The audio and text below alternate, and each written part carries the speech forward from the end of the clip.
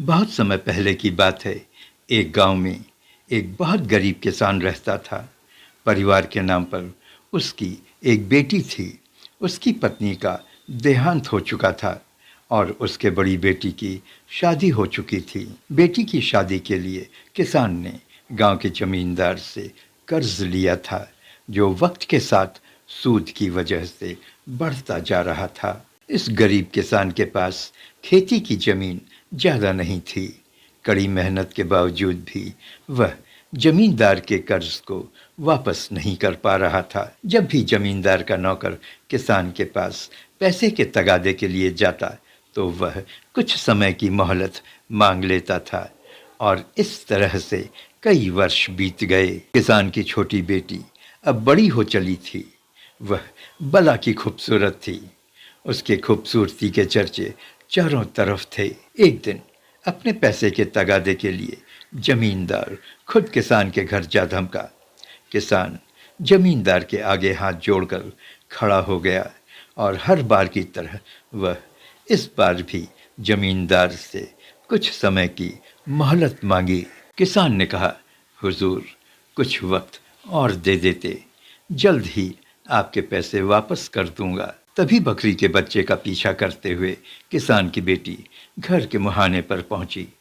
जमींदार की नज़र उस पर पड़ी और वह किसान से पूछ बैठा, ये लड़की कौन है? मेरी छोटी बेटी है हुजूर, इसी के लिए तो जी रहा हूँ। अगर यह न होती तो मैं कब का इस दुनिया को छोड़ दिया होता। बस हुजूर, इसके हाथ किसी तरह से पीले कर देता और मैं आज़ाद हो जाता। किसान बोले जा रहा था और जमींदार किसान की बेटी की खूबसूरती को कनखियों से निहारे जा रहा था। जमींदार किसान की बेटी पर मोहित हो गया था। किसान की बात खत्म होने से पहले वह उससे बोला, देखो, मैं तुम्हारा सारा कर्ज माफ कर दूंगा। तुम अपनी बेटी का विवाह मुझसे करा दो। जमींदार के अचानक से कही हुई बात पर किसान हैरान रह गया। उसे थोड़ा गुस्सा भी आया। जमींदार अधेड़ उम्र का कुरूप व्यक्ति था। किसान अपनी कम उम्र की खूबसूरत बेटी की उस जमींदार से कैसे शादी करा सकता था? किसान ने जमींदार को इस शादी से साफ मना कर दिया। किसान के ना कहने पर जमींदार भड़क उठा और किसान से वह अपने पैसे मांगने लगा और कहा कि अगर उसने उसके पैसे अभी के अभी नहीं लौटाए तो वह पुलिस बुला लेगा और उसे जेल भिजवा देगा। किसान घबरा गया और वह भागा भागा गांव के सरपंच के पास पहुंचा। पूरा मामला सुनने के बाद सरपंच बोले कि मामला काफी उलझा हुआ है।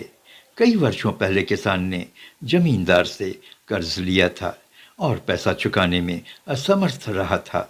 निकट भविष्य में भी किसान इस कर्ज को चुका पाएगा ऐसा लगता नहीं था। ऐसे में बहुत सोच विचार कर पंच ने यह फैसला किसान की बेटी की किस्मत पर छोड़ते हुए कहा कि देखो, यहाँ जमीन पर काले और सफ़ेद रंग के बहुत से पत्थर पड़े हुए हैं।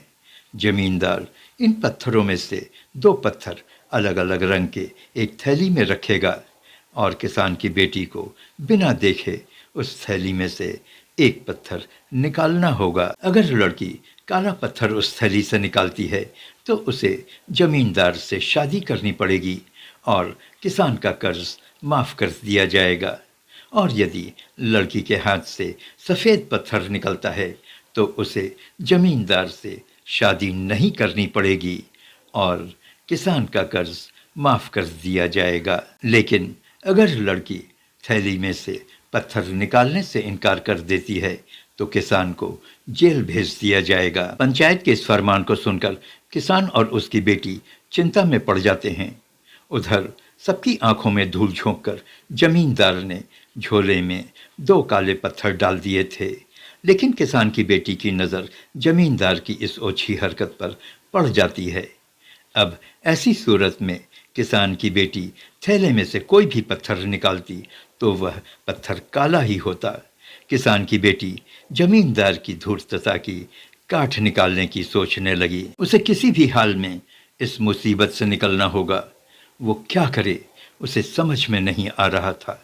अगर वो थैली में से पत्थर निकालने से मना कर देती है तो उसके पिता को जेल जाना होगा, और अगर वो थैली में से पत्थर निकालती है तो निकलने वाला पत्थर हर हाल में काला ही होगा और उसे जमींदार से शादी करनी होगी।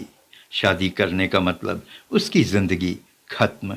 तो क्या उसे जमींदार की धूर्तता के बारे में पंचों से बता देना चाहिए? लेकिन इससे भी उसकी समस्या का हल नहीं होगा।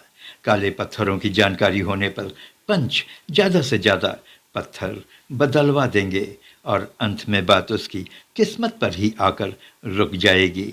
अचानक उसके दिमाग में एक उपाय आता है। किसान की बेटी अचानक जमींदार की ओर बढ़ती है और थैली अपने हाथ में ले लेती है और चालाकी से थैली में से एक पत्थर निकालकर जमीन पर गिरा देती है। पत्थर जमीन पर गिरकर और पत्थरों में मिल जाता है। सभी एक साथ बोल पड़ते हैं, अरे पत्थर का रंग देखा क्या? लेकिन किसी ने भी उस गिरते हुए पत्थर को नहीं देखा था। किसान की लड़की ने भी कहा कि उसने भी पत्थर का रंग नहीं देखा, लेकिन साथ ही कहा कि चिंता करने की कोई बात नहीं है, क्योंकि थैली में रखे दूसरे पत्थर के रंग के विपरीत ही पहले पत्थर का रंग रहा होगा। और कहते हुए किसान की लड़की ने थैले में रखे हुए दूसरे पत्थर को निकाला। इस पत्थर का रंग काला था। जमींदार के तो होश ही उड़ गए। वह समझ चुका था कि पासा पलट चुका है और वह अपने ही जाल में फंस गया है। इस तरह से किसान की लड़की ने अपनी अक्लमंदी से अपने आप को जमींदार के चंगुल से बचा लिया था और उसके पिता किसान के कर्ज को भी जमींदार को माफ करना पड़ा था। इसीलिए कहा गया है कि मुसीबत में बिना धैर्य खोए अक्लमंदी से काम करना चाहिए। कोई न कोई हल जरूर निकल आता है। आप नमस्ते हिंदुस्तान देख रहे हैं।